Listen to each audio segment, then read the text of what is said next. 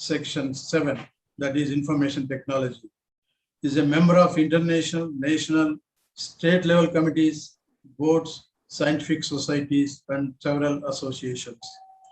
He is a visiting and adjunct faculty at University of Tokyo. He was there in 2013, and University of Bonn, 2007, University of Aston, UK, 1991, Edith Cowan University, Perth, 2010 to 17. About 12 PhDs and more than 30 MTech students have submitted their dissertation works under his able guidance. More than 100 research papers, book chapters in top-tier international journals. He's a co-author of a book, Data Sciences in Agriculture and Natural Resources Management. And he's a strong believer in systems thinking and interdisciplinary approaches to solve the agriculture issues. Thank you, Dr. Adinarayan Garu, for coming forward to deliver a lecture on such an important topic. I request all the participants to make best use of this opportunity. Hope everyone would have a very enlightening and inspiring learning experience. Thank you all. Over to you. Thank you, sir. Thank you for your valuable words, sir. With all due respect, I now request Dr. J. Adinarayan Garu to present on disruptive innovations in digital agriculture. Over to you, sir. Thank you. Thank you, Dr. Pratap Reddy Garu and Dr. Uma Devi Garu and all colleagues from Agro. Today, in fact, I'm feeling so great that I'm trying to interact with the university where my father worked for a long time, right from the beginning of your university till 1981. And yeah, he was in Department of Agriculture quite a long time. When the option was given to join the university in 1964, if I remember correctly, he joined this university. He worked across all the agroclimatic zones of your university campuses, right from Marteru to Nellore. And in the end, he retired in Hyderabad Agriculture Research Institute. He was a rice breeder. I grew up in this campus, friends, and really happy to share whatever I know about this digital agriculture to all of you. Please do not hesitate to ask me any question, even in the during the. I mean, if the chair permits, even during the lecture or even after the lecture, also, wherever you feel comfortable. I'm fine with all that. So, with due respect, I'm going to share my screen. Yeah, just give me one second.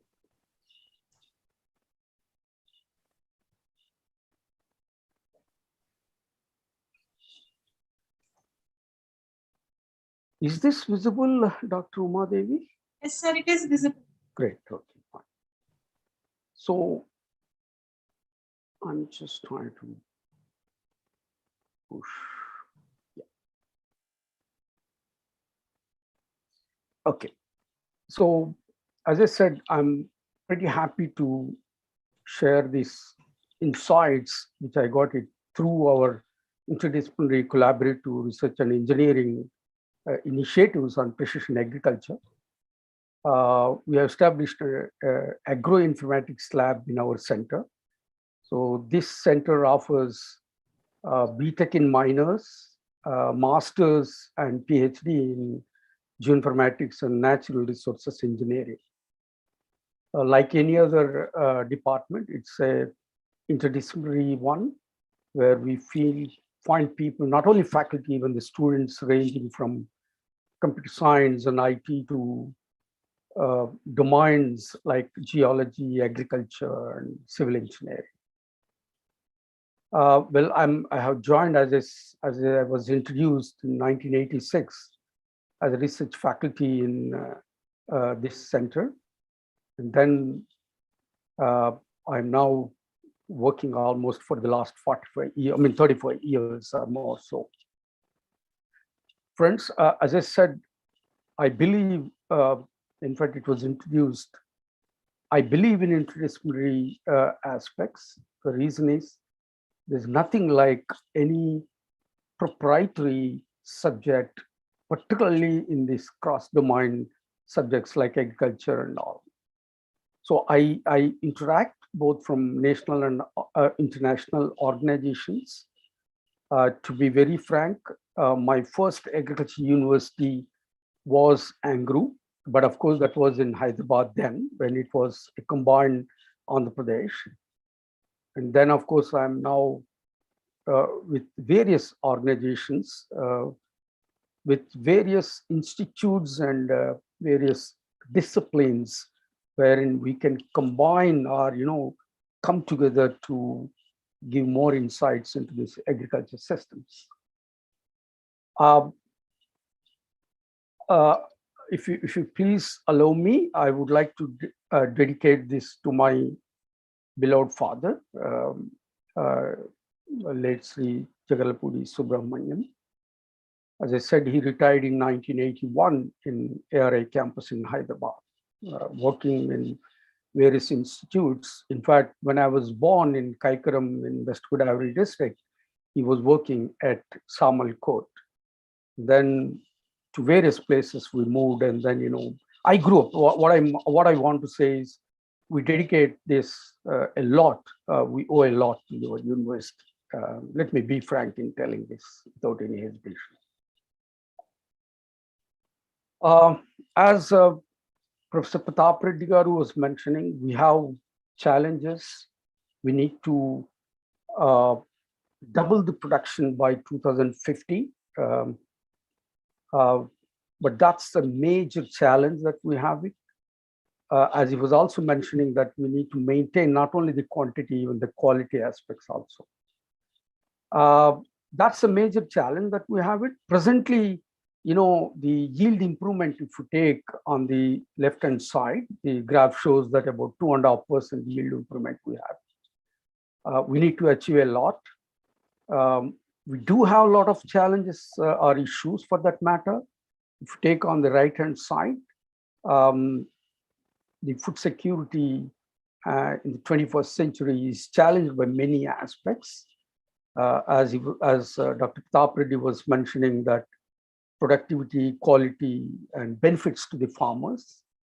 That's the major issue that we have it. And we do have that lot of challenges, as I've taken from my friend from Japan, Professor Ninomiya from the University of Tokyo.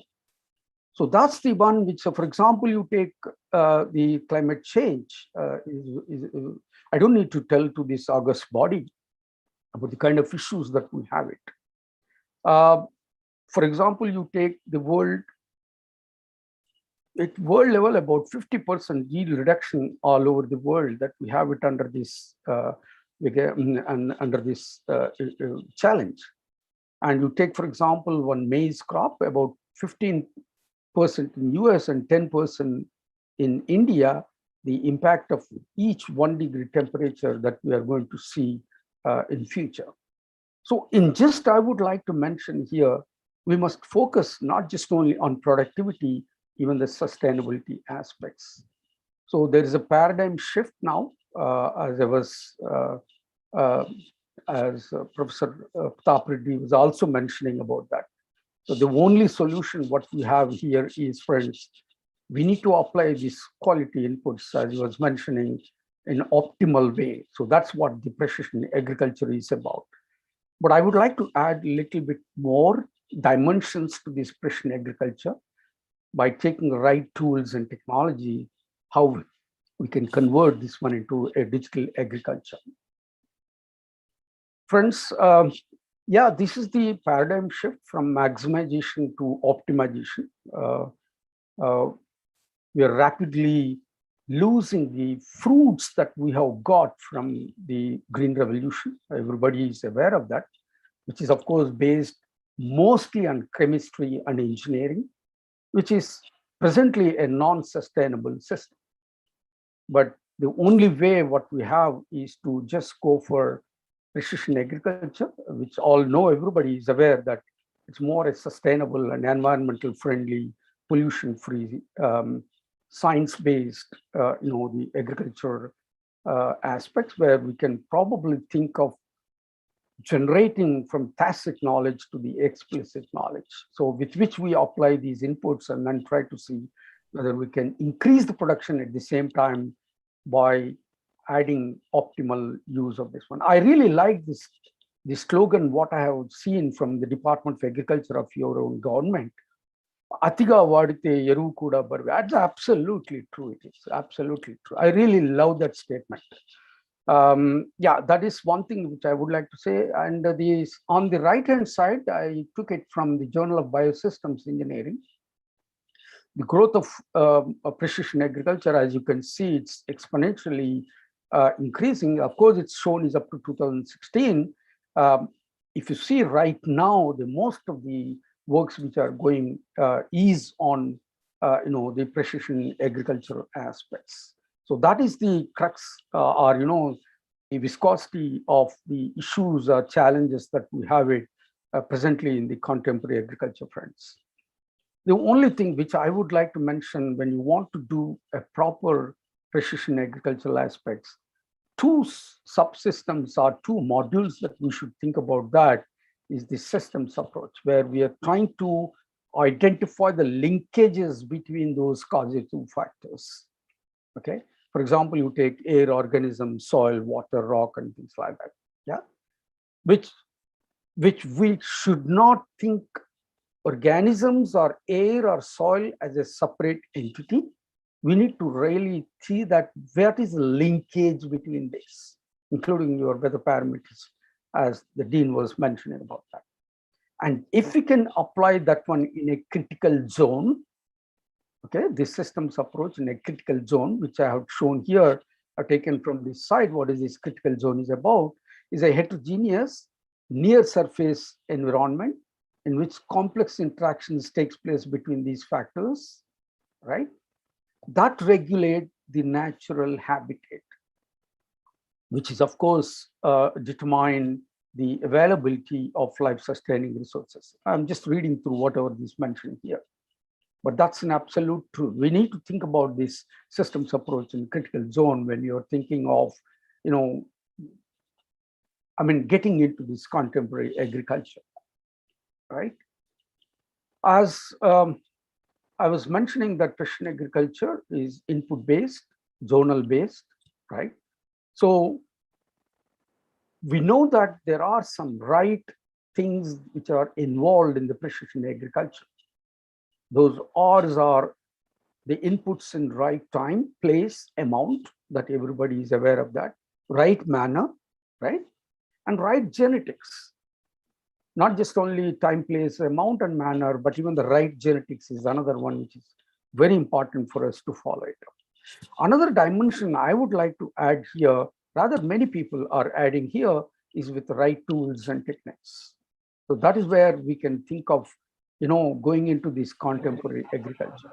On the right-hand side, if you see the graph which I have taken again from the same journal, although it was still 2016-17, you can see the gamut of these tools and techniques which are being used in agriculture.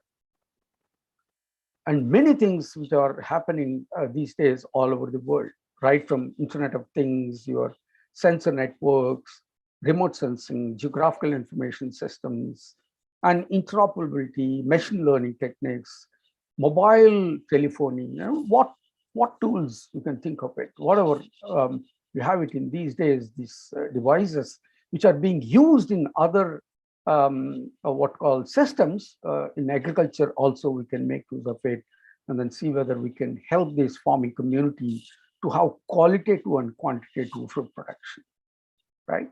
So you see, many of you are aware that precision agriculture is a cycle from data collection to analysis to go for this advisory or corrective measures and things like that. Various tools and techniques are involved, which are mentioned here. So the only thing which I would like to mention here, we need to have this infrastructure. That's the major problem that we have it. I agree with that point. We do have this major problem. not just only, Now, not just, sorry, can I, is there any issue, Dr. Uma Devi? No, sir. Please continue. Okay, fine. So not just only the infrastructure in terms of the platforms, tools, and techniques, which people talk about, Internet of Things, machine learning, and things like that, remote sensing, JS, sense networks, and things like that, but even the human resources. I know there is a decision-making body is there in this fora. We need to think of this human resources development in agriculture, not just only from the farmer's point of view. I'm saying it even at the graduation level point of view. We need to get into this one, friends. We need to collaborate with friends from other the disciplines, and then we need to see that whether we can also equally play a role like any other engineering graduates. So basically, we need to have this infrastructure for monitor, manage, and adopt. That's the model that we have been following for generating the state-of-the-art geofarmatics. I didn't coin this word; it is already there, available. Geographical farming information systems. If you see in this, that's the MMA model that we are thinking. The monitoring, assimilating information, managing the information in terms of processing and things like that, and then adopting it or disseminating it to the folks with whom we are actually we are developing these systems. Well, it may look very cluttery, friends, but basically I would like to mention there are 4 submodules here: data generation, data processing, data modeling, and data dissemination, right?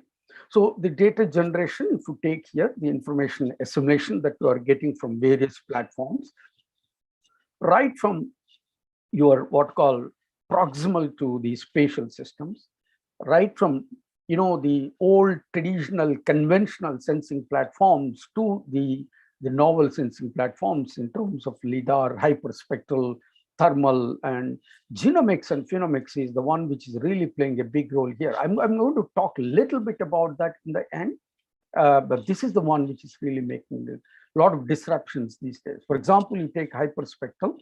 I'm sure many of you are aware of it. I'm just only giving you in a pictorial format, which I've taken from this site. The multispectral is the hyperspectral. You see that continuity. There is a what to call discretion that you have it in the multispectral, and there is a continuity in the hyperspectral. And if you see on the right hand side, on the top of that, you can see it is discrete. Band 1 is 0.4 to 0.5. Band 2 is 0.4 to 0.5 in the electromagnetic spectrum. Whereas in the hyperspectral, between 0.4 and 0.5, we are going to take 0.451, 0.452, and 452, 3, and things like that, or 0.45, 0.4546, 47, something like that.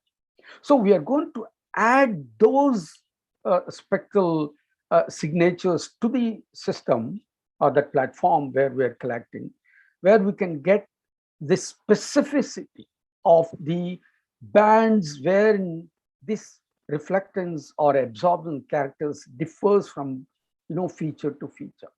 And this particularly the agriculture, it plays a big role, friends. So this is where we need to think about that. For example, you take RGB, red, green, and blue cameras.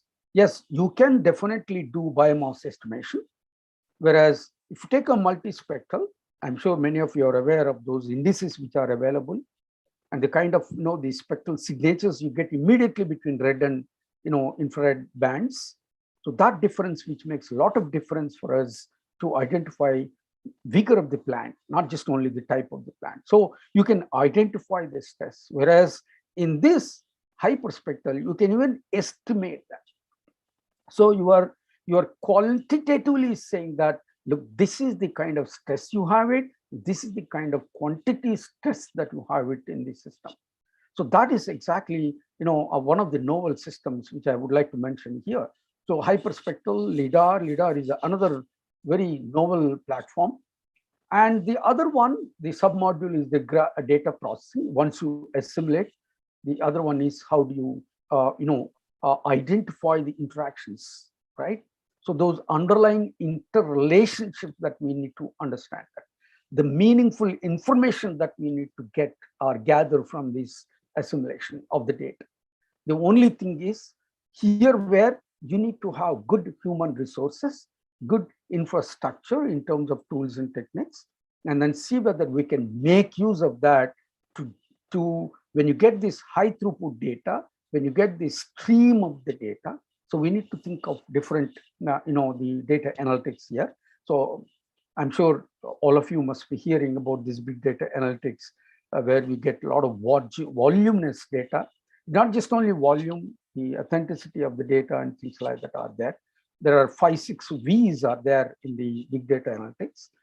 And the other one is the data model, is the one where we require these new models or new techniques, tools, things like that, which everybody is aware of it. But I'm only just trying to tell that in case if we can have a reinforcement learning loop, okay, so if we can generate this loop between these processing and modeling aspects, that helps us to refine our model, refine to the sensing needs, right? Suppose if you are thinking of a sensor which gives you at a particular spatial resolution or at a particular spectral resolution, we can think of possibly thinking to go for proximal systems. That is possible only when you have this, the disruptive loop that you have it between the processing and modeling aspects. So that is one thing which I would like to mention here. The other one, of course, the dissemination is the one which is knowledge generation and knowledge transfer, which actually makes a lot of difference these days. You're doing good work, but how do you actually, you disseminate your systems to the folks actually who are in need of it? And if you can add a value to that by giving to the end users the ahead of time the information to the folks actually who are looking for this. So this is one thing which I would like to mention. Friends, as I said, disruptive innovations are on the rise. There's no doubt about that in many fields, and agriculture is no exception. We need to take this one as a challenge and then see whether we can improve the systems accordingly. Well, if you see the conventional things, friends, I'm not saying that that is not necessary. I'm not saying that disruptive is the only solution. What I'm trying to tell you here is there already the market presence is there. It has a minimum innovations. So we need to think about these disruptive innovations here. So we need to use these cutting edge technologies and improve the infrastructure to see that they support the business vision. We are all good at doing the research work in our own domain, in our own places and things like that. But when it comes to business, we are very, very minimum in that. So this is where we need to think about it, friends. I think we need to think about having the business vision. I'm not saying that right in the beginning, you need to have this business vision, but when you are thinking of generating the systems in a way that is actually having innovation, and government is also supporting, particularly the Andhra Pradesh government, I'm told is really encouraging a lot of startups and things like that. So I think we need to strike the gold when it is actually hot. So I think we need to think about this vision also. I've taken this one from this McKinsey, of course, a little bit old, but still I'm sticking to this one. There are various disruptive technologies, including your Internet of Things, machine learning, the cloud technology, the agricultural robotics and things like that, which are mentioned here. The other one which is making a lot of disruption is the genomics. I'm sure breeders and other agriculture streams, particularly even the agronomy and soils people, would appreciate the kind of, the accelerating research which is going on in this genomics. So, when it takes a lot of time for us to release the varieties to the tolerant varieties or, stress related varieties and things like that, or climate resilient varieties, we need to wait for a bit of time because there are certain resolutions, certain, it evolves over a period of time. So whereas, can we expedite or accelerate this process by using certain tools and genetics? So this is where, the new genotypes with high tolerance or adoption to climate variability systems that we can think of it. Nano and biomaterials is also making a lot of disruptions these days. So I'm just trying to give you, there are certain things which are available. There are certain things we need to get into these new systems to see whether we can also play a level role like any other, the domains here. Well, I've taken this one, a word cloud. Maybe I must have not taken all the words, but I'm just trying to give you the size of each words depends on the complexity and the use of the term in the scientific literature in the contemporary agriculture. So this is where, when you have this complexity, right? When you think of identifying the relationship between these words or these systems or subsystems, we need to think of having tools, particularly from the artificial intelligence or machine learning point of view. So we need to, as I said, one is assimilation, the other one is, you need to, you need to process it, you need to understand the underlying interrelationship between the factors. That's where exactly we're going to use this one. That's the important one to explore, and explicitly mentioning or even identifying the interrelationships. So this is one thing which is playing a role these days. Please remember, I'm not saying that artificial intelligence and machine learning is the only answer now.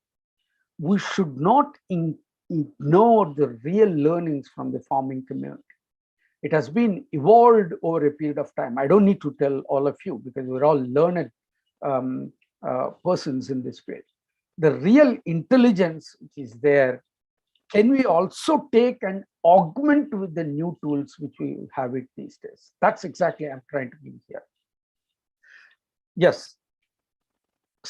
If you want to use, when you have the data you're generating from various tools and techniques or various platforms, the normal machine learning techniques, which you can see it here, yes, it separates, it groups, it tells you such and such. You may have possibly the suboptimal learnings from here. Whereas if we want to have more and more meaningful learnings, we have no other go, friends.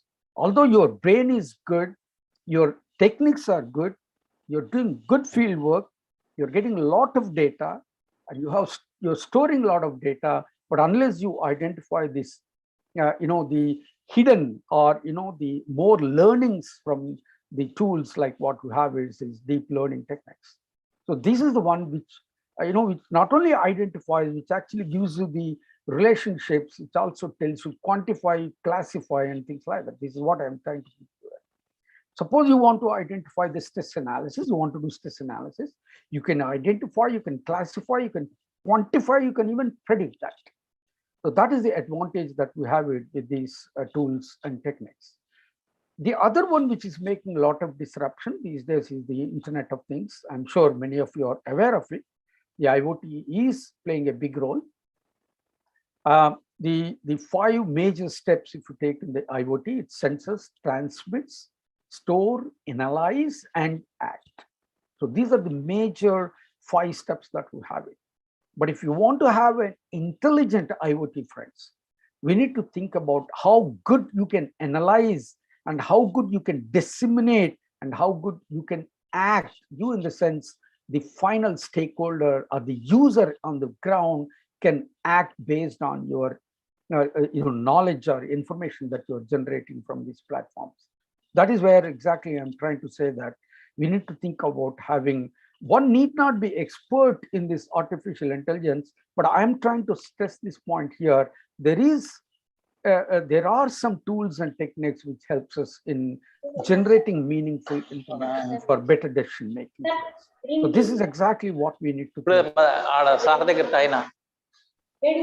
Okay, so if you see here, there are 3 aspects of IoT. Human, of course, is inevitable. Internet is another one. A lot of devices, day-to-day devices that we have it.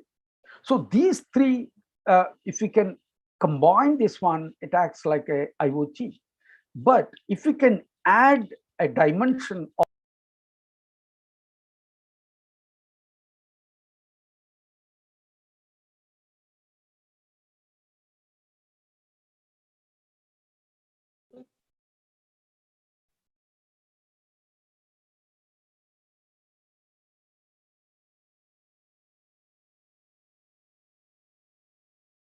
Sir, am I audible?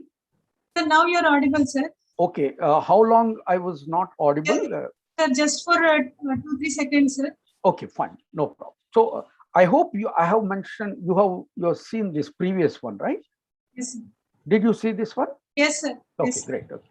So I'm just trying to say that we need to think about having these new tools and techniques for us to make it more automated, more what we call generating the knowledge, and more dissemination that we can have so that a better decision making thing takes place.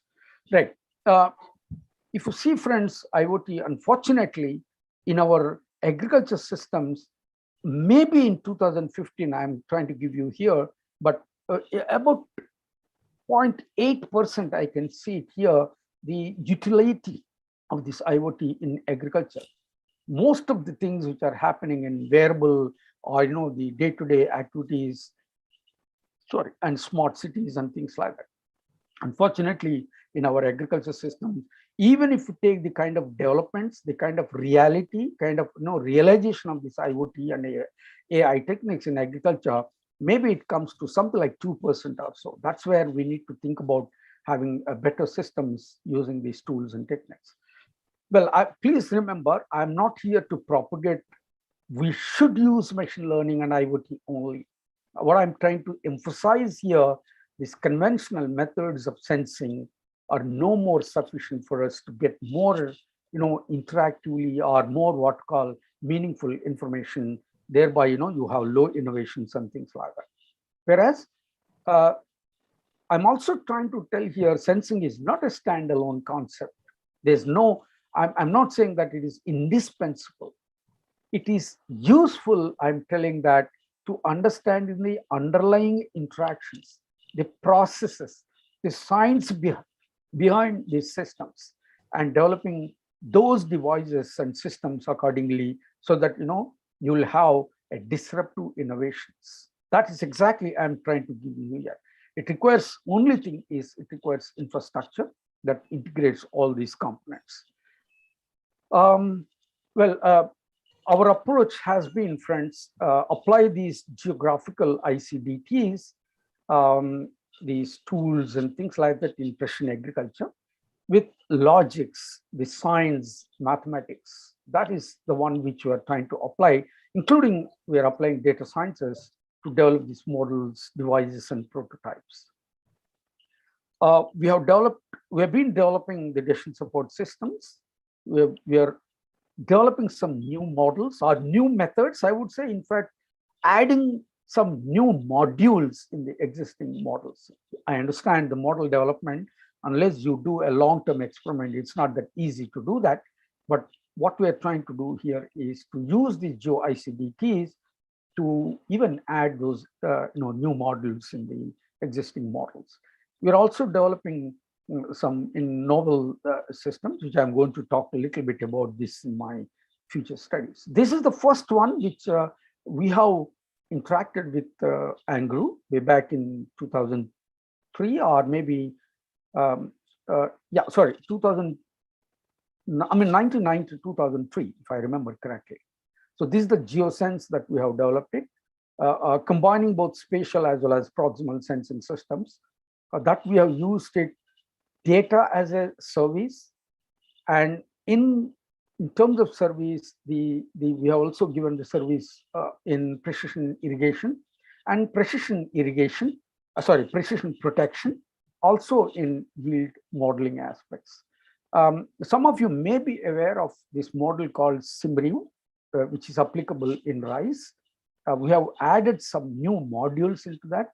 Simbriu was originally developed by the then Director General of the IRRI in Philippines, Dr. Hori-san.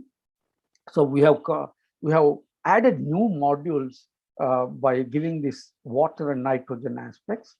We have also done on precision protection a point of view, identifying not just only from the weather and soil and plant point of view, but we also identify the interaction between the pest and diseases and things like that. So those are the things. So once we established our the relationships between the factors which are causing these diseases or pests, we have developed a very intuitive interface wherein one can give, based on our model or based on the data what they have it, you can use these bars to adjust those parameters, and it will give you exactly what is the quantity of the disease and pests and things like that. So this is the first one that we have done in ARI in Rajendra Nagar when it was under Angro. So like that, we have developed various decision support systems, models, and devices, which I'm going to talk a little bit about the current one, which we are doing it here now. Presently, what we are involved is on two projects, that GridSense and DSFS. As I was mentioning, that we've been involved in collaborative way. We've been following this multidisciplinary, collaborating with multidisciplinary groups, not just only from Indian institutions, but also from abroad. So the one which we have developed in the first project is the GridSense. It is actually groundwater irrigation disease sensing system. So this is an interoperable one. It is a platform or a model for remotely monitoring and for near real-time decision making, particularly in the disease point of view. I'm sure some of you are aware of this disease called gamosis, happens in particularly in the citrus crops, orange crop, which we have done it with the Punjab Rao Deshmukh Krishi Vidyalaya at Amravati in Maharashtra. So it's a very interesting project from ITRA, Information Technology Research Academy, from the MeitY. This is Ministry of Electronics and IT. We have not only academia involved in this, the industries are also involved in this, TCS and Data Matrix, and also the user agency, that is Maharashtra Orange Growers Association. So we have developed these systems combinedly, taking the feedback from all the groups and then try to develop this one. So that's the advantage you have it as far as the GridSense is concerned. The other one is the DSFS project, data science-based farming support system. This is again, a consortium-based. These are the universities, Hyderabad, our sister organization, IIT Hyderabad, IIIT Hyderabad, and this university from Hyderabad and University of Tokyo. So we're all involved in this, and we developed a sort of joint laboratory in India, and then we are involved from various aspects by actually we are using high-end integrated information and agriculture sciences, right, from new sensing platforms, new right from satellite to the ground level, including the UAVs that we are using it in terms of generating systems in crop models and omics, particularly the plant phenomics is the one where we are involved to support high performance and sustainable agriculture systems in the semi-arid tropics. So this is the one that we are doing it. And the GridSense, as I said, this is a very interesting one involving all the groups or all the users, all the both academia, industry, and user organizations. So our main goal, the ITRA, is a very highly competitive project, friends, and very useful project, actually speaking. So as an IIT Bombay, as a team leader, as a main organization, you may have good infrastructure, you may have good human resources, but the question is, how do you mentor other institutes? So whether we can also add value to their curriculum, their research, their outreach, and see that at the end of the day, you're actually having what call the sustainability and the social impact. So that is the main crux of this ITRA project. So what is this project is under a sector called water, like you have water, agriculture, health infrastructure, and other things are also there from ITRA. So this project is on water. The reason why I'm saying this is groundwater and irrigation, loop, which is there, is very important as far as this project is concerned. I know many of you are aware of it. I'm just showing you for the sake of showing this one. This Phytophthora is actually goes to the roots, and then it gets into it's an endemic one. It gets into the plant, and if you don't control this at the right time, it actually kills the plant. At the end of the day, you'll see only yellowness. You'll see even the dying of the plant. So you have gum-like structure which happens in the bark of the trees, which ultimately kills that. So thereby, you are not only losing the quantity, even the quality of that fruit also is happening. So we are trying to, when you cannot kill this, or when you cannot control this disease, which is endemic, as I said, can we think of, because it's a water loving, a soil borne, of course, when you're thinking of disease which is having these special characteristics, including the one which is endemic, as I said, can you control this disease by regulating the water? That is exactly I'm trying to give here, because we have taken it up, this particular project in the groundwater agro-ecosystem. So this groundwater disease and irrigation has a loop here, has a connectivity here. We are trying to connect the food, the nexus that we are trying to see between even the energy aspects also. So this energy meters, which is supplied by data matrix, which not only gives you the hydraulic parameters, but also gives you the water table, the levels and things like that.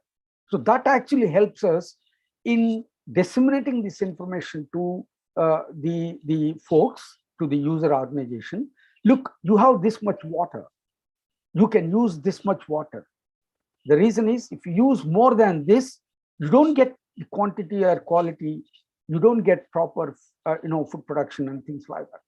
So this we have done it for orange crop by using various, the tools and techniques here. As you can see it here, we are using various in this critical zone observatory, right from sensing platform, the spatial platforms, to the mobile telephony, including this, the remote energy meters, and mobile as a sort of crowdsourcing platform to gather and disseminate the information.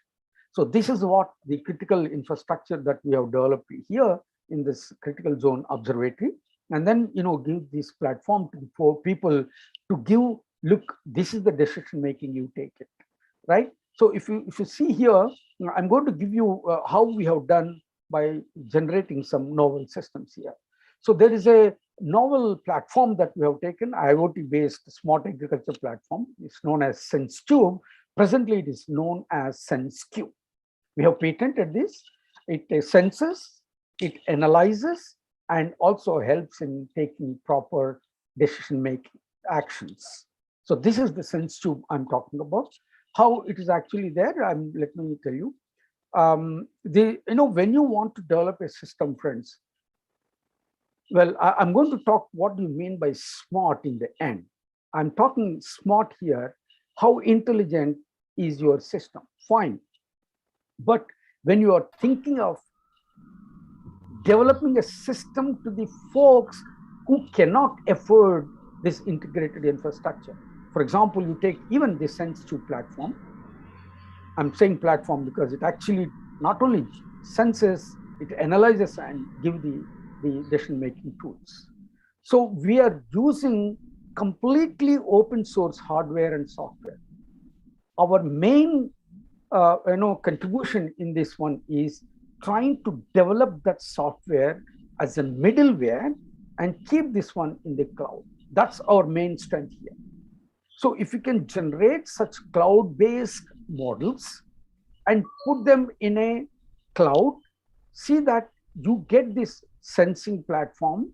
I mean, you get these sensors, information from the sensors, and use this middleware to help you in taking a proper decision. So that is the one which we have developed. It is a SenseQube. We completely use open source tools and open software, and we use standards for better or enhanced knowledge base. This third, it actually is not just only give you the information, it actually stores. So that is the platform that we have developed it. Fourth, we have actually developed this system. When you are getting this real-time, the parameters, can you give real-time solutions? So I'm sure some of you are aware of it in computing technology. You have edge, fog, and cloud, right? The edge is the one which is there right in the ground, the sensor base right in the ground, which actually collects the information, passes to regional systems, that is fog, and then go to the cloud, right? So this particular system is actually processes at the edge level, at the sensor node level, it actually processes it and gives you the information. So these are the 4 unique ones that you have it in this SenseQube. As I said, we are using various tools and techniques, including the spatial as well as the proximal sensor platforms. It may look like a automatic weather station, but it is not. It is a SenseQube. The current one is much more sophisticated. Is even miniature version is also there. So that's the dashboard that you have it. So you have right from all the parameters that is actually collecting, and also it gives you spatially by using this fusion technologies. We are also trying to give daily or weekly based the evapotranspiration status of that area. So that's why possibly we are trying to give them the information about various parameters. Not only that, we are also using this platform to give or disseminate the knowledge and systems and knowledge and information in a local language. Because we developed in Maharashtra, so we have developed this one in Marathi, right? And the other one, we are also giving, presently it is working for orange crop, but it also can be done for various crops by modifying a little bit about that. So it tells you which crop is that. It asks you what is the status of the, stage of the crop. It tells you what are the parameters that you are having it. If you can get from other external sources, you can give those parameters, or you want to take it from SenseQube, these parameters, you can give that. And it tells you by using this cloud-based optimization techniques, it gives you exactly how much water is available from ground or whatever it is based on the water balance. And it tells you actually how much water one should add at that particular stage, right? So that is the kind of information that we are giving it through these platforms, friends. So that's the dashboard. And we are also using, I'm sure many of you are aware of it, this energy balance equation. We are trying to, because we are getting these micro parameters. So we have developed a new system. It's called a flux tower based on the same thing. So you are getting these parameters at various stages, at various heights, to see the fluxes which are happening in this. Okay, so we are using this flux parameters. We are using these micro parameters within the height of the plant, which of course is a maize plant, and it also gives you based on this Bowen ratio, tells you what is the evapotranspiration happening in that area, that fluxes, right? So it tells us, I don't need to tell you much about this. It tells us, what remedial measures one need to take. Is it increasing the evapotranspiration, or is it increasing the heat flux that we have it here?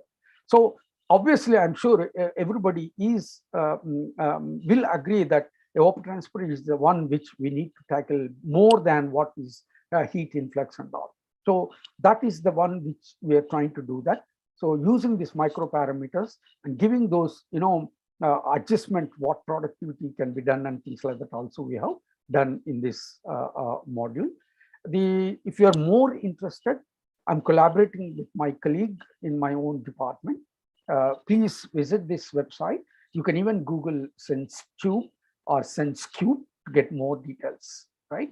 So I'm going to stop here as far as this platform is concerned. Please, Dr. Umadevi, in case I'm exceeding the time limit, please let me know. Dr. Umadevi? Hello? Yes, sir. Yes, sir. Yeah, please tell me in case if I am exceeding the time, right? No, no, sir. You can continue. Please. Thank you. So this is that SenseQube is about, friends. The other one, we have also developed, open field server. Open field in the sense we know the social environment that you have it. Why can't we make use of this one to disseminate this information? So we use Twitter as a social environment. Our models are there, our systems are there on the ground, and we can give these services through cloud, through this platform to give some certain services like irrigation and things like that, right? So the other one, which of course, crowd-based crowdsourcing platforms, everybody is aware of it. It is playing a big role in business environment, but we can make use of this one in our agriculture systems too. So what I'm trying to tell you here is to see whether we can develop a mobile-based crowdsourcing platform, wherein by using this artificial intelligence, whether we can make it more smarter. Well, crowdsourcing will give you, will gather as well as disseminate. There's no doubt about that. So what we are trying to use this one through this platform called eCitrus is the one which you have developed it for citrus cultivation. It tells you exactly where the farmer is asking which question and who that farmer is. You can have it through web-based as well as mobile-based too. So it tells you the statistics, it tells you the question, it actually gives you who the person, which area and things like that. So you can have the statistics here in terms of these graphs and all. The second thing is, it also gives you the information with or without expert. Please remember, I'm not demeaning without expert is not possible to give proper, the decision-making tool. No doubt about that. What I'm trying to give you here is, we are trying to make a smart system wherein the farmer can use this one by, it's a continuous one, right? It's not like, like mobile, it also works 24/7. So when you are putting a question to the system, in case if the expert is not available, it actually mines from the questions already which are placed in the system. That is one intelligence. Second thing is, it actually, we use the text data mining. When you're adding a question here, it takes up those important words. So we have, like your departments, the various crops, various documents are generated. So it mines from these documents, it actually takes those important words and takes those questions if they are already available. If they are not, mine from the text or those documents and gives you the solution. Look, you have this problem, this is the one what you need to do that. So that is the kind of, the novelty that we have developed in this eCitrus crowdsourcing platform, right? The second project we are involved is the DSFS project, data science-based one, wherein, as I said, we are integrating high-end information as well as agriculture sciences. This platform, if you see, as I said, we've been doing it on critical zone basis. So we are using this critical zone observatory. That's the real one. All the platforms, all the sensing platforms are there, including the automatic weather station, the UAVs and things like that. And this is that framework which I have given here, right from space to the aerial to the ground-based platforms that we have it, including the crowd, human as a resource, okay? Human as a source, wherein human as a sensor, I would say that, will give this information and things like that, right? I have already told you the importance of this one. We also told you, I don't need to tell you the importance of your UAVs these days, apart from spatio-temporal the information that you are getting it, and you have all weather, anytime you can fly it and get the data. The most important thing is, friends, we can get this architectural information. So that advantage we have it by taking the suborbital platforms. So whereas if you take the satellite, we do have it these days, 3D versions of that. It gives it a particular angle that may not be helping us in getting the proper information. So whereas these UAVs will give you the architectural information. I'm sure many of you are aware of a biophysical parameter like leaf area index, green versus ground. What you can get from these orbital platforms is only the top of the canopy, whereas this UAV is giving us the sub-canopy, the leaf, the greenness of the crop also. So that advantage we have taken, and we have developed a model, a new vertical VLG. I'm sorry, I forgot about that. But nevertheless, I'm trying to say that we are using top of the canopy as well as the sub-canopy leaf area index values. That is the true index values that we have developed it using these UAVs, and then develop this model. If you're more keen on that, please visit this I'm going to give you the website where you can get this information. You can also see this paper, which is published in one of the Elsevier journals. The other one, which is really playing a big role in precision agriculture, is the spectroscopy, particularly in the omics aspects. The hyperspectral cameras is giving not just only in the biophysical parameters, but also on biochemical parameters, which is one of the important traits, particularly from the omics or the phenomics point of view. I'm saying that you can get from this this particular platform, this novel sensing platform, hyperspectral, things like that. You have it 3D sensing, you have RGB sensing, multispectral sensing, and things like that. But we are taking advantage of having these hyperspectral cameras in UAVs and trying to use this one in omics. This is the framework of this Indo-Japan joint laboratory, wherein all our groups are involved in this. Our part here in this from IIT Bombay is on optimal crop management and high performance plant breeding. So these are the two things that we are involved in this. Obviously, we are using a lot of the infrastructure in this, including the human infrastructure. We are trying to, for example, you take the optimal crop management. We are trying to develop new models, or at least modify the existing models, or you develop new methods. Not necessarily, I'm saying every model is a method, right? So even new method, if you can develop it, also is one thing which is going to be useful.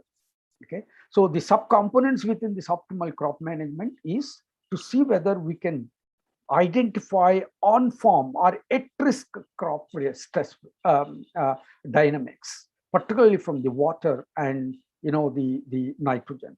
The second thing is whether we can enhance the model, or whether we can add the modules, whether we can have a new or sub-modules within the model, that is MLCAN model, wherein we are collaborating with my partner from University of Illinois, our own alumnus, who has developed with his team MLCAN, multi-layer canopy model. So we are adding sub-modules from the water and nitrogen point of view, wherein this model can be used to overcome some of the vagaries that we have with these days through climate change.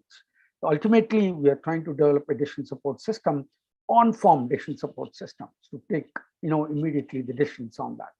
Second thing is, as I said, high performance breeding, which of course I'm sure many of the agriculture scientists will agree that to expedite or to accelerate the decision making in the breeding aspects, whether we can make use of certain tools and techniques to enhance or precisely identify whether you want to identify drought tolerant crop, or whether you want to develop a sort of the stress related crop and the variety and things like that.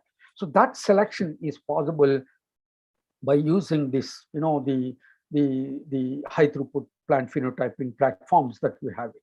So let me frankly tell you, friends, I want to, I mean, it's not a sort of proprietary that guide will tell the students will do. In fact, some of the things which we collaborate each other, which we discuss each other, in fact, we fight each other, to be very frank, to overcome certain, the doubts that we have between the guide and the students. Once the student is capable of doing that, we will leave it to them.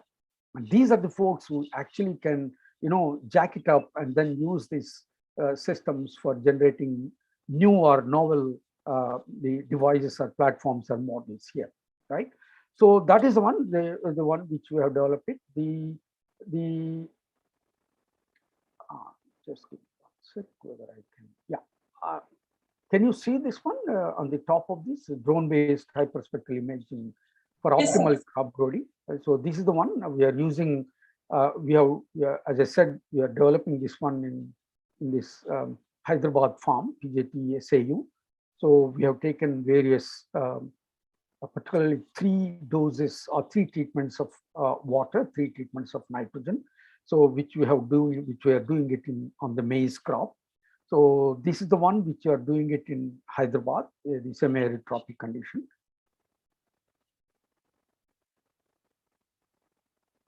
Sorry about it. Okay, so and we are using hyperspectral camera, and then we are flying the URL with these sophisticated instruments. We are trying to generate the heat maps, okay, of both nitrogen and water in the particular fields here, so that you can identify, you can use certain tools to separate them and to identify what exactly the chlorophyll map, what is the water stress map of this one. In addition, we are also using certain techniques to count the tassel automatically. So by using these certain tools that we are doing it with an accuracy of 98% accuracy, that we are developing these automatic tools. So our roadmap is to generate, as I said, the on-farm decision support system, which you can see here. So we are trying to generate this one to give, I mean, it's a preliminary decision support system. I'm not claiming much on this, but it gives you the early stage precise leaf water stress, and also tells you the farm level crop biophysical parameters in terms of its leaf area index and things like that. So then it also gives you the tassel or flower counting, so that you can say exactly how many the panicles are there and things like that, so that you can take these contingent measures and all. So that's the kind of development, I mean, system that we are developing at friends. The second one, which of course I'm talking about under the same optimal crop management, is the weather-based crop resources management by one of my PhD students by name Mr. Rohit Nandan. As I said, we are collaborating with University of Illinois at Urbana-Champaign, wherein our alumnus is there, who developed with his team a model called multi-layer canopy model. So this multi-layer canopy model, it just, unlike other empirical models, it gives you the adaptation, the acclimatation aspects of the vegetation under future climate. So that is the one which you are taking it, and then adding from the semi-arid point of view, a tropic point of view, the water and nitrogen submodules into this, and then that model we are calling it as MLCAN Edge, which I'm going to give you that the preliminary one which we have developed it. It's a GitHub based.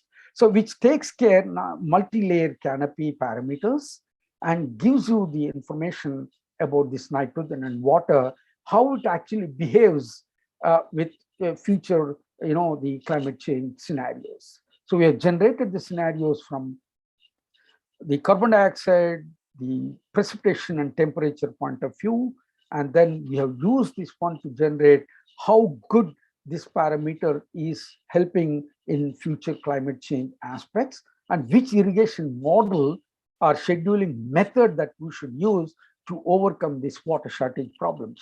Obviously, if you can see it here, I rounded it off. The leaf water potential, the method what is available with our folks is the one which actually is going to give you a benefit out of that.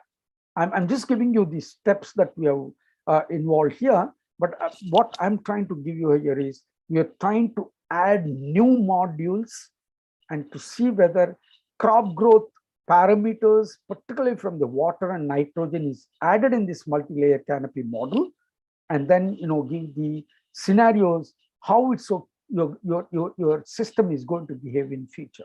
So that is the one which we are doing it with our collaborator from University of Illinois. From the nitrogen point of view, I know everybody agrees is a very complicated one. We are trying to see the complexity of the nitrogen, which is added in the nitrogen and goes up to the panicle, how the nitrogen distribution allocation model that we can develop it in this.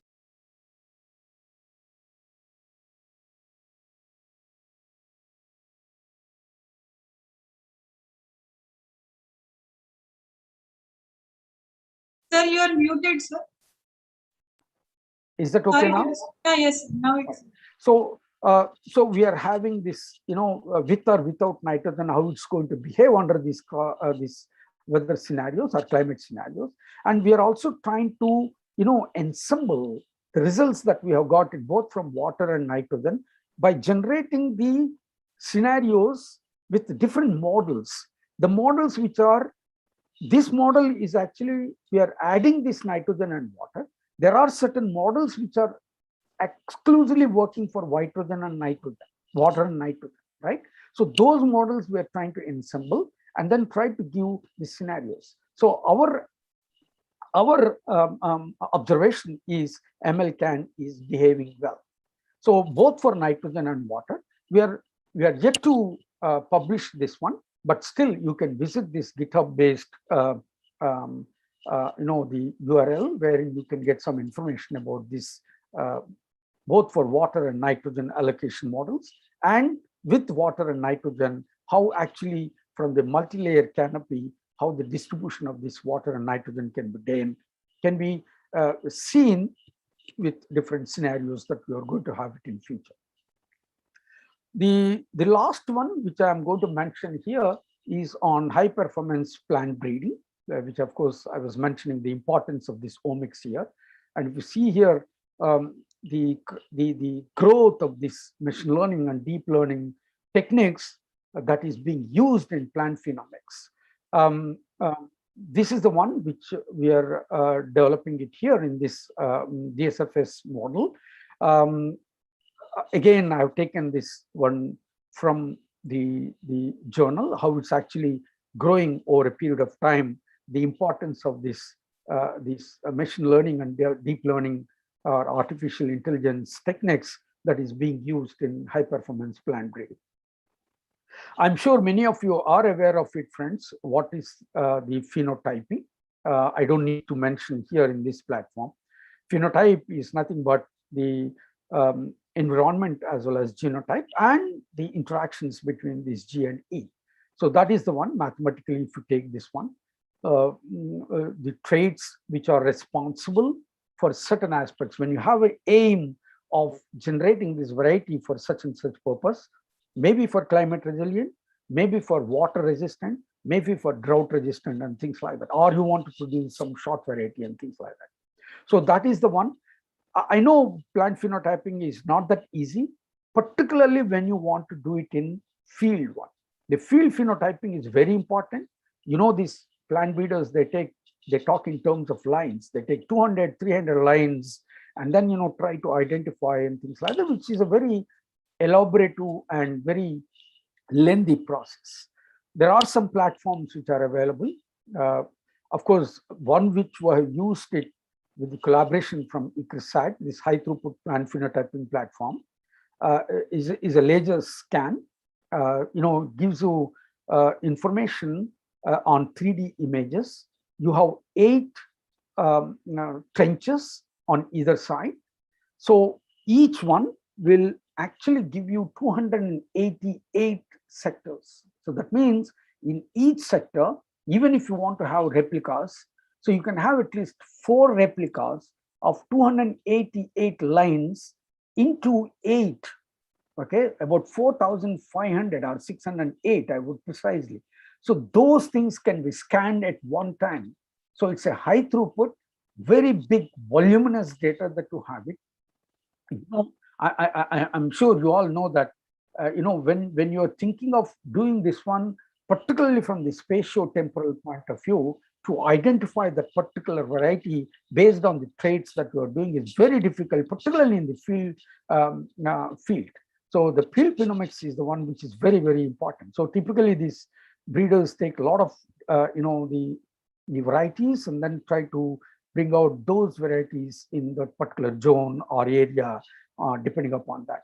So our aim is to accelerate this plant breeding, friends, to precisely, particularly when you're talking about the semi-arid tropics, we're thinking of generating a drought-tolerant crop. We are collaborating, as I said, from ICRISAT, University of Tokyo, and also the CIAT. So these are the three institutes with which we are collaborating and trying to develop, you know, a pipeline, a spatio-temporal analytical pipeline that we are doing it to see that whether we can cluster them, whether we can identify even the variety or that particular genotype, which with high, medium, and low early vigor characteristics. I'm sure you all agree that when you're thinking of low early vigor plant, it preserves the water and yields better. And the one which is opposite is the one which is, you know, which grows early, but actually doesn't give you proper yield or proper, you know, the growth parameters and things like that. That is exactly what we are trying to use to see that whether we can use some growth traits as well as, you know, the biochemical crop canopy traits. So these are the two traits that we are trying to identify in those ICRISAT, those flagship crops are there. So we are using chickpea and sorghum. So these are the two traits that we are using it to identify a particular variety, a particular genotype, which is a drought tolerant, which can give you, which is the low early vigor characteristics that can be seen and then can be recommended to that particular area. So we are mapping them, the spatio-temporal, by using this data that we are getting it from this platform. We are also clustering them, okay, low, medium, and high. And sorry. So from the cluster, by using certain you know, techniques, whether we can identify those clusters which are, you know, explicitly will tell you based on the transpiration rate. Okay, this is the biophysical, and we are adding the water use efficiency of this one as a trait, but through this indirect transpiration rate or proximal trait that we have taken is the TR. So then, you know, we are identifying a specific genotype which is useful in that trait. So we are spatio-temporally identifying them, clustering them, and identifying the particular genotype which is good in that semi-arid tropics from the drought-tolerant crop. And we are using this one for chickpea and sorghum. Okay, so that is the one. I'm not going into the details about that. I'm sure people are also aware of this Nanaji Deshmukh Plant Phenomic Center, which is available in IARI. We are also collaborating and trying to use image-based phenomics. So we are trying to get these images from them and then using our techniques, identifying the number of leaves, the number of good or I mean green, yellow, or, you know, in between these things. So we are actually enhancing or, you know, accelerating identifying and labeling. I'm sure breeders would know about that, how difficult it is to you know, label these. So we are trying to identify certain techniques like YOLO. You must have heard about that. That gives you the very fast you know, tagging of those leaves. And then, or I mean, it's not just only one pot. I'm showing it here. In this pot itself, it will give you what is the convex of this one, what is the number of leaves and things like that. Like that you have, I mean, it's a high throughput. It's a huge number that you have it. So we are using these techniques to, and we are also using certain traits to identify both in rice and wheat, the variety which is useful in that region. These are the pipelines or technologies that we have developed, friends, from the on-farm or at-risk what call stress identification. We're also developing or modifying the existing model, incorporating that agriculture solutions in eco-hydrological model. So by nitrogen and water. We are also trying to develop this, the R packages which are available in these three. You can through this high throughput data, when you are getting this entire data from huge data in a continuous or streaming manner, so you can identify those traits, growth traits, particularly from the physical, biophysical point of view, and also the biochemical point of view through this proxy phenotypes like transpiration and things like that. So that is the one which we have developed it. I mean, you can visit this and get to know more about this these tools and techniques that we have developed. We are slowly entering into a new field called virtual reality or augmented reality, friends. I'm not very confident as of now. We are collaborating with Purdue University, northwest of the US, through our PhD, common PhD student, Suchitra. So we are doing this one for maize crop.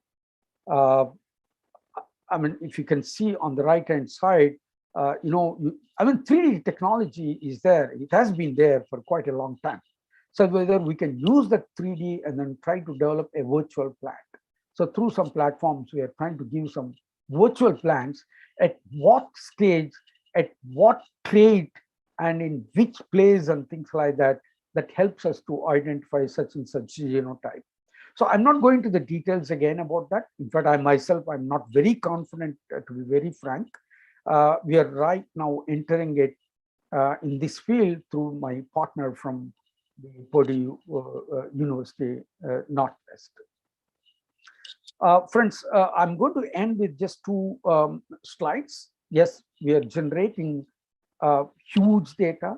We're generating or developing certain platforms through which we are generating or assimilating the information or data using certain processes. As I said, we are not using it, this artificial intelligence and the IoT for fascinating reasons. We are also developing this one for certain, certain logics and all we are using it. So we are giving these services through our decision support systems, through our devices. It's both top-down in the sense you're identifying and focusing on technologies, bottom-up because we are trying to generate, identify the linkages, generate the knowledge, identify the linkages of these parameters, and then through these platforms, we are trying to give the services. So that is what exactly we are trying to do it here, friends. Well, I'm going to end with this slide saying that huge opportunities that we have it, as Professor Pratap was also mentioning it in the beginning, not just only from the research point of view, huge opportunities we have it in our commercial benefits too, not only from scientific community point of view. We can develop the state-of-the-art geoinformatics, and also we are thinking of, we always talk about precision agriculture being it in the for the developed farmers or the large farmers and things like that. So we need to go towards the scale independent precision agriculture. So we need to target our the resource poor farmers and then see whether we can give the services to on precision agriculture to these folks. Yes, of course, as was mentioned, more crop per drop is the one which is a buzzword these days to achieve efficiency. And there's no other go, friends. I'm sorry, I myself, I'm an agriculturist, but definitely agriculture is just no more with only agriculturists. The same is the case with other disciplines. We need to collaborate with each other and develop this, we always, as I said, we do develop very good technologies and things like that. When it comes to data sharing, is very poor. So that culture we need to improve, not from the scientific point of view, even from the user point of view, whether we can increase this informatics culture. So that is the one which we need to think about that, friends. As I was mentioning, the smart technology, not only from the intelligence or smart point of view, whether we can leverage these technologies to make our Indian system sustainable and smarter. So it should be scientific, it should be marketable, it should be affordable, reliable, and time-saving, friends. So that is the smartness we need to talk about this, to generate this knowledge intensive and smart systems. Thank you very much. I'm sorry if I'm exceeding my time limit. I'm open for the discussion, Dr. Pratap Reddy garu. So shall I stop sharing the screen so that I can interact with the people? Dr. Umadevi, am I audible? Yes, sir, audible, sir. Please, in case if you have any questions, please let me So thank you very much for such a wonderful presentation, sir. know. My pleasure, please. Yeah. Now I request the participants, if you have any queries, please post them in the chat box, or you can unmute yourself and you can ask the questions to the webinar and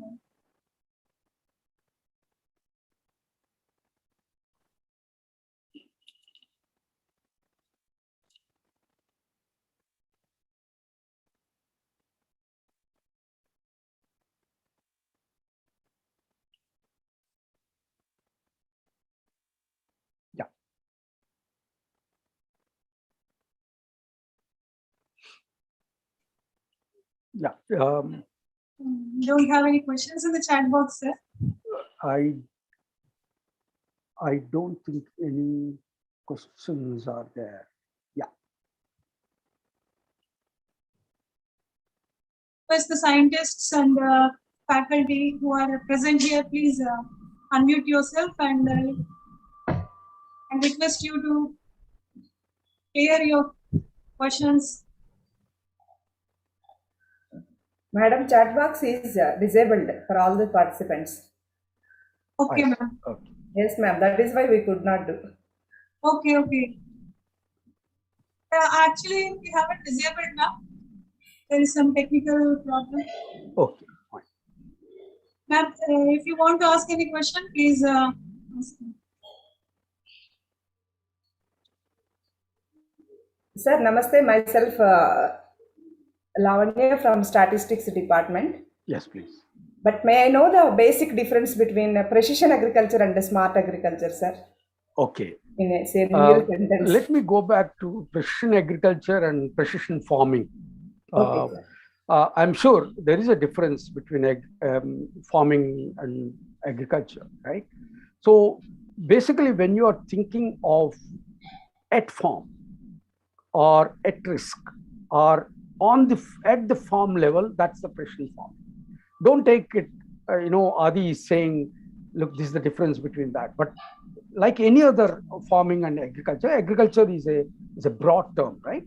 So Okay. agriculture, when you're thinking of using it in general, and when you are thinking of using it a specific, farm, so that's the difference between precision farming and precision agriculture. Now, the smart farming, you need not be a smart agriculture when you're thinking of precision agriculture. Farmers do know where exactly you have less water, you have more water, where you think that more problems are there and things like that. He or she has been doing this precision agriculture for a quite long time. But what they are doing it with their own tacit knowledge. When you are generating this one with explicitly quantifying them, classifying them, using certain models and tools and techniques and platforms, which are available through a platform or a device, is the one which is smart.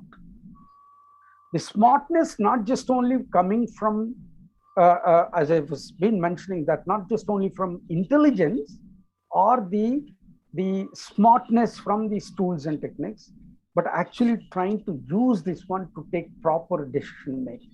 So that is where, you're bringing explicitly, look, this is the one which you need to do that.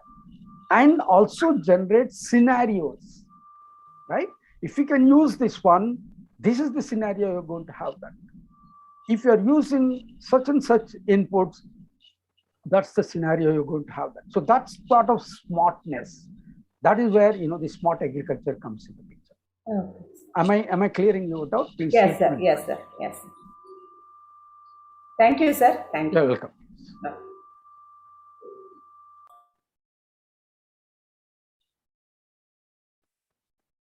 From the participants.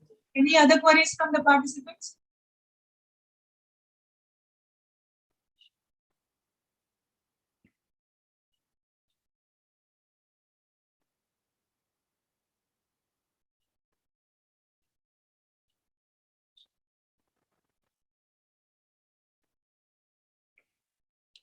There is a question here: how to identify drought-tolerant crop variety and newly developed crop variety which is climate resilient? Could you explain it in brief? How to identify a drought-tolerant and newly developed crop variety which is climate resilient? For example, if I take semi-arid tropics, friends, right? I think this message is from Akash Landgay. You're trying to identify based on certain traits, okay, saying that this is going to be a drought-tolerant crop because it's actually the water use efficiency of this one is such and such. This is possible not just only by physical traits, but even by biochemical traits like conductance, stomatal conductance, and things like that. So thereby you're actually identifying which is tolerant to that such and such place, because a drought is the one which is which actually helps in identifying this one, which should be a drought tolerant crop which is based on certain traits. Whereas the climate resilient is the one, okay, fine, you're developing it. Whether you can develop such a drought-tolerant crop sustains over climate change, or whether it is resilient to future scenarios of the, for example, if the carbon dioxide is going to go, if the temperature is going to go, if the precipitation is going to go, what will be the situation of this drought-tolerant crop? So the climate resilient crop is the one which you are thinking ahead. That is possible both on the basis of biophysical traits as well as the biochemical traits. In addition, you are also adding or identifying those traits which are resilient to climate vagaries, like in terms of carbon dioxide, temperature, humidity, and the precipitation and things like that. Are you okay with Akash? Yes, sir. Thank you very much. Thank you. Yeah. Please explain the role of artificial intelligence in weed management. Yes. Like any other fields, friends, these unwanted crops can be identified. People have been using this image processing techniques to see whether you can have different spectral characteristics of wheat as well as the host. But we always have the problem of identifying this one when the canopy is full grown, right? At the emergent stage, you may possibly able to identify using certain conventional methods like image processing and all. Whereas this one, artificial intelligence will tell you, okay, fine, you're not able to get from the remotely sensed data, but can you get from the historical data? Can you get from the host itself whether you are having any differences in the reflectance characteristics? That reflectance characteristics differences could be either from the host or from the wheat. Whether you can identify those traits or those characteristics, I'm sure you all know the difference between characteristics and traits. So those reflectance characteristics with the same image processing technology, adding a dimension of this artificial intelligence, whether you can classify them, quantify them, you can predict also. But only thing is prediction, you require,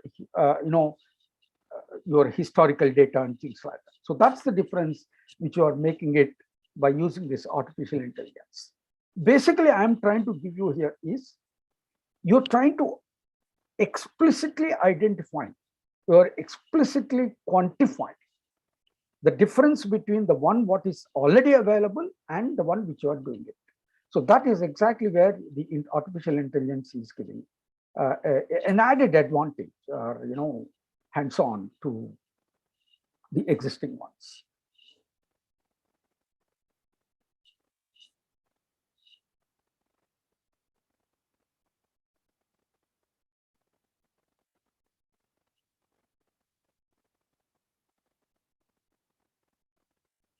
I would like the young minds, more young minds also to interact. The reason is, there's no other go, friends, but to enter into these new fields. There's absolutely no other go for us. That's, the kind of the development in the agriculture systems you have it now. I know it's very difficult in the beginning. I'm involved in various fora in ICR. I've been mentioning that we need to encourage having this agriculture universities to have this data analytics course. I'm sure you may be having it. I'm trying to tell, look, there's no other go for us to, whatever the stream is, whether you're in plant breeding, agronomy, soils, or pathology, we need to understand the importance of this artificial intelligence techniques. It's really growing a lot in many fields. We need to go for these techniques in our domain.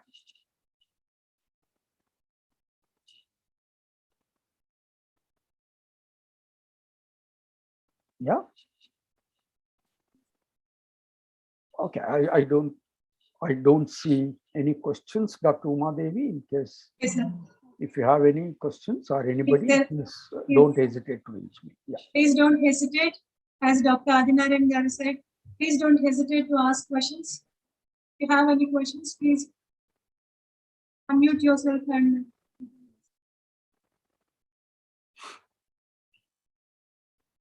you can ask him in Telugu. I have absolutely no problem at all.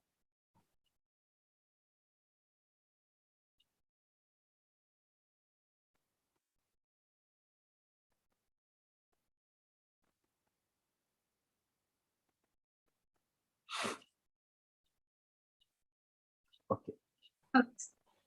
If there are no queries, please let me propose a formal vote of thanks, sir.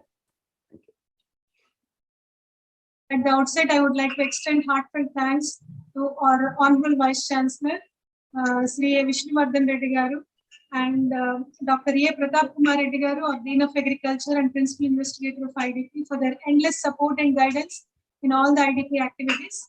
On behalf of Andrew and IDP team, I extend my sincere thanks to you, sir, for your outstanding presentation. Thank you for enlightening us on the systems approach, different R's in precision agriculture, about the integrated infrastructure, that is multiple platforms, tools, techniques, and the MMA model for generating the state-of-the-art geoformatics. What is the need for MMA model? And also the different interdisciplinary initiatives in Agro-Informatics Lab. Thank you for enlightening us with different aspects on the technologies developed, and also about the grid SenseQube, and also big data analytics and precision agriculture. And also the final slide, the takeaways, it's very important. Thank you very much, sir, for your incredible presentation. I'm finding it difficult to get the right words to express my gratitude to you. Thank you very much, sir. I also thank all the university officers for their gracious presence. Thanks to IDP team at university and college level for their continuous support, and expect the same support in the future activities. Big thanks to all the participants, distinguished faculty, scientists, dignitaries from other universities, and students for your patient hearing and active participation. Thank you for your time, and have a wonderful time rest of your day. Thank you very much. Thank you, Dr. Pratap Reddy Garu, Dr. Uma Devi Garu, and others. Thank you very much. Thank you, sir. Thank you. I'm closing the session. I'm closing it. Yeah, thank you. Thank you, sir.